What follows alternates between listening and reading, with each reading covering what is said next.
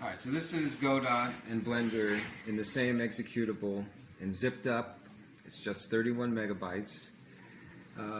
There's probably a lot of people that are confused how are we combining GPL software into a proprietary product.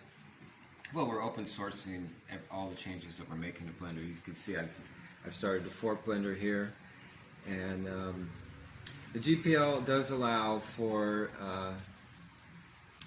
the combination of proprietary software and GPL as a plugin, so long as there's a clear separation between the two programs. And in blendot, they are not running at the same time. These are separate processes, although they're the same executable.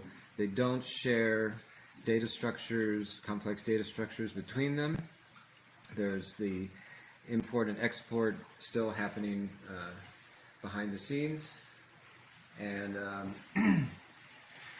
you know, for software to quickly develop and move forward, it does help to have a company behind that that's not begging for donations and its future is uncertain.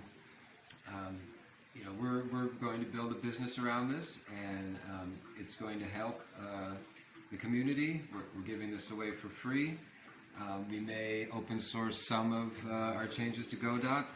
I've already, reached out to the Godot developers initially, and they banned me. They reported me to GitHub. They didn't like me. So someone on Facebook was saying this is a dick move.